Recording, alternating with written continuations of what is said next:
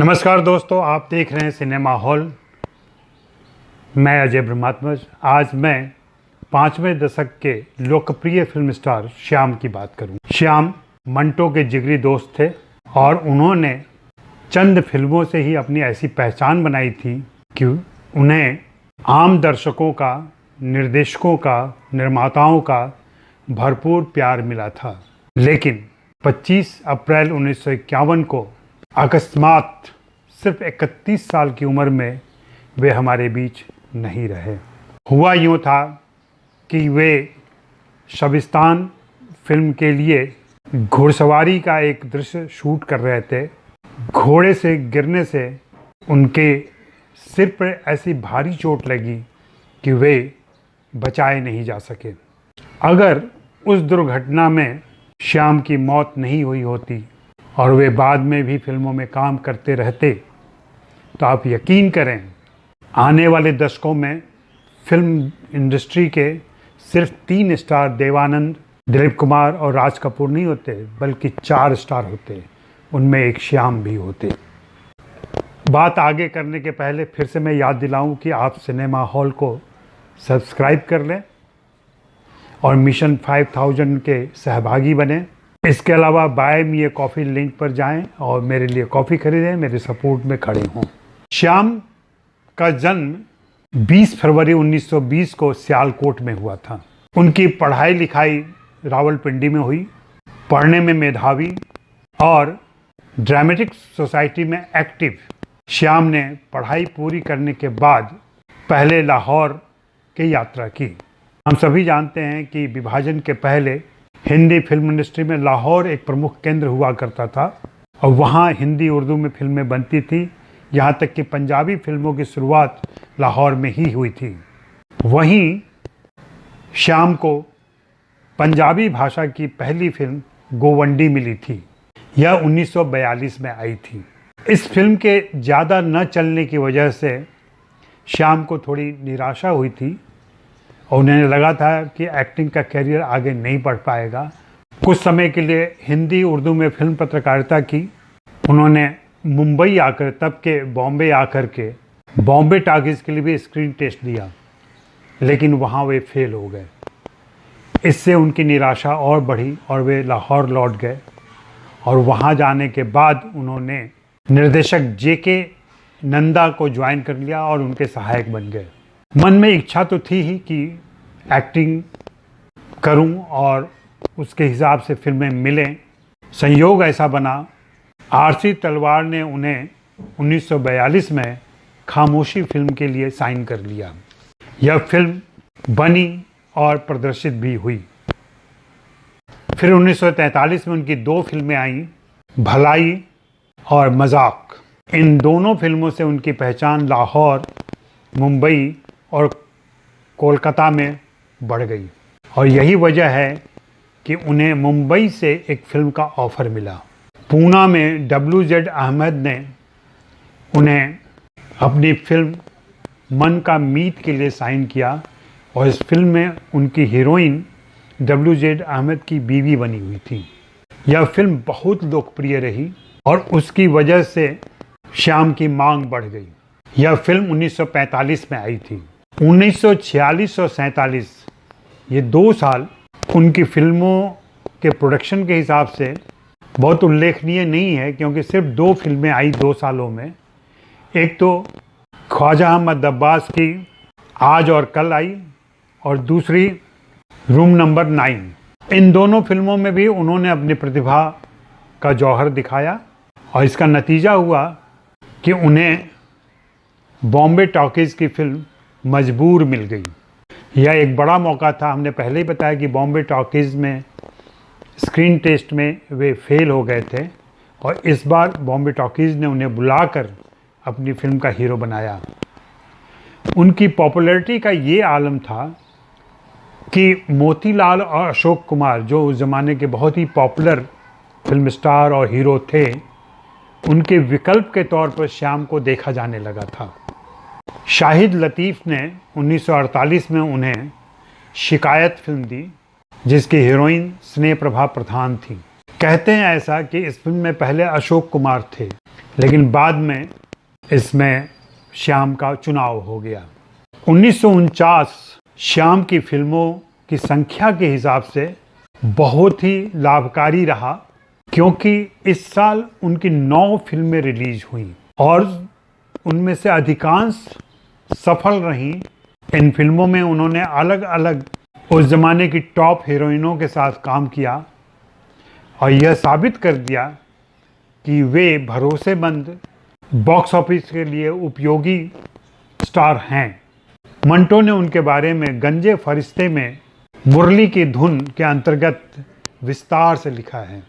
इसमें उन्होंने अपने जिगरी दोस्त श्याम के व्यक्तित्व को उकेरा है, जैसा कि उनके गंजे फरिश्ते के तमाम लेखों में है, संस्मरणों में है। इन संस्मरणात्मक लेखों में वे सभी मित्रों, परिचितों और फिल्मी हस्तियों की बातें किया करते थे और यहाँ उन्होंने श्याम को बहुत अनुराग के साथ याद किया है। उन दिनों वे पाकिस्तान में थे और श्याम की मौत की खबर उन्हें पागल खाने में मिली थी। शराब की लत उनसे छुड़वाई जा रही थी और वहाँ जब यह खबर उन्हें मिली तो वे बहुत बेचैन हो गए थे। बताते हैं, मंटो लिखते हैं कि भारत से पाकिस्तान जाने के बाद भी श्याम के साथ उनका संबंध बना रहा। श्याम की चिट्ठियाँ आती थी। इन दोनों के बीच एक शब्द था हिप्टुल्ला, वो बहुत ही पॉपुलर था। वे खास बातों के लिए या खास मुद्दों पर जोर देने के लिए हिप्टुल्ला शब्द का इस्तेमाल करते थे, अपनी खुशी जाहिर करते थे, अपनी विशेषता जाहिर करते। हिप्टुल्ला का एक प्रसंग है, वो फिर कभी मैं बताऊंगा। श्याम को अपने दोस्त मंटो की भी बहुत चिंता रहती थी, यहाँ तक कि जब वे बहुत कामयाब थे यहाँ और मंटो वहाँ आर्थिक समस्याओं से जूझ रहे थे, तो श्याम ने कुछ पैसे भिजवाए थे। मंटो इस बात से बहुत ही प्रभावित हुए थे और उन्होंने इसका जिक्र किया है अपने उस संस्मरणात्मक लेख में। फिर अपनी एक फिल्म के सिलसिले में जब श्याम लाहौर पहुँचे तो उन्होंने मंटो से मुलाकात की, लेकिन अपनी मशरूफियत की वजह से, चूँकि वे बड़े स्टार थे और उनके सारे अपॉइंटमेंट फिक्स थे, वे मंटो को पूरा समय नहीं दे सके। दोस्त मंटो ने उनको और उनकी टीम को बहुत गालियां दी थी। यह उनकी दोस्ती का आलम था। मैं बता रहा था कि 1949 में उनकी 9 फिल्में आई थी। उन फिल्मों के नाम हैं बाजार, चांदनी रात, 4 दिन, दादा, नाच, दिल लगी, कनीज, पतंगा और रात की रानी। इसके बाद 1950 में उनकी 6 फिल्में आईं। इनके नाम हैं छोटी भाभी, समाधि, संगीता, मीना बाजार, निर्दोष और सूरजमुखी। इन 2 सालों में उन्होंने 15 फिल्में दी। इनमें से कुछ फिल्मों को आप चाहें तो YouTube पर जाके देख सकते हैं, फिर आप श्याम की शख्सियत से परिचित होंगे। उन्होंने एक खास शैली अपनाई थी और उस समय के निर्देशक भी स्टार इमेज या उनके क्लोजअप पर ज़्यादा जोर नहीं दिया करते थे। मैंने उनके कुछ गाने देखे, फिल्मों के कुछ दृश्य देखे, कुछ फिल्में देखी और मुझे लगा कि सचमुच श्याम का कौशल, अभिनय में उनकी दक्षता और पर्दे पर उनकी मौजूदगी आकर्षण पैदा करती थी और यही वजह रही होगी कि उनकी लोकप्रियता आसमान छूने लगी थी। स्पष्ट है कि 15 फिल्मों का आना और उनमें से ज़्यादातर फिल्मों का लोकप्रिय होना उनके स्टार स्टेटस के लिए काफ़ी था। और फिर 1951 में वे जब सविस्तान की शूटिंग कर रहे थे तब यह दुर्घटना घटी। इस दुर्घटना के वक्त उनकी एक बेटी 1 साल की थी और उनके बेटे का जन्म अभी होने वाला था, जो कि 2 महीने के बाद पैदा हुआ। उनकी पत्नी मुमताज़ कुरैशी, जिन्हें प्यार से वे ताजी कहते थे, उनकी मौत के बाद पाकिस्तान चली गई अपनी बहन के साथ, ज़ेब कुरैशी के साथ, और फिर पाकिस्तान में ही रहीं। हाँ, उनकी बेटी टीवी की बहुत बड़ी कलाकार बनी, लोकप्रिय कलाकार बनी।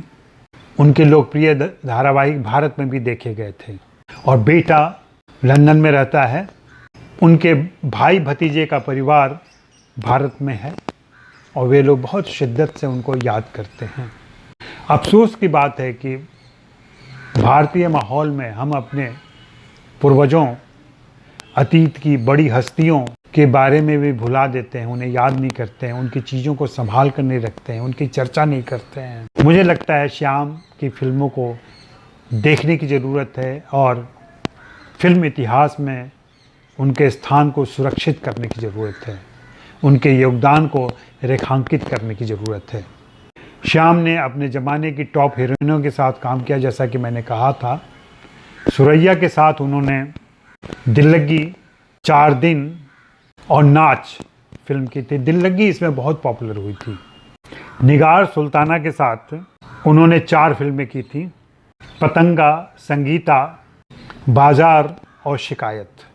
मुनव्वर सुल्ताना के साथ दादा, कनीज, रात की रानी और मजबूर फिल्में उन्होंने की थी। नसीम बानो के साथ भी उन्होंने चांदनी रात और शबिस्तान की थी। शबिस्तान उनकी मौत के बाद रिलीज हुई थी। उन्होंने कुलदीप कौर के साथ निर्दोष और कनीज 2 फिल्में की। अगर आप मंटो को पढ़ें और मुरली की धुन की पंक्तियों पर गौर करें तो आप पाएंगे कि श्याम को अच्छी चीज़ों का बहुत शौक़ था। उन्हें अपने ज़माने की हीरोइनों से भी प्रेम था। अनेक अभिनेत्रियों के साथ उनके संबंध रहे और वे उन सभी से मोहब्बत करते रहे। बाद में उन्होंने जब मुमताज़ कुरैशी के साथ परिवार बसा लिया, एक नई ज़िंदगी शुरू की, तो ये चर्चाएं थोड़ी कम हो गई। उनको पढ़ने का बहुत शौक़ था, दुनिया की तमाम खूबसूरत चीज़ों का शौक़ था। मंटो ने लिखा है कि निश्चित रूप से मौत भी खूबसूरत होगी, तभी उसने उसे स्वीकार किया होगा। आप श्याम की फिल्में देखें और अपनी राय दें, अपनी बात करें और सिनेमा हॉल देखते रहें। शुक्रिया, मेहरबानी, धन्यवाद।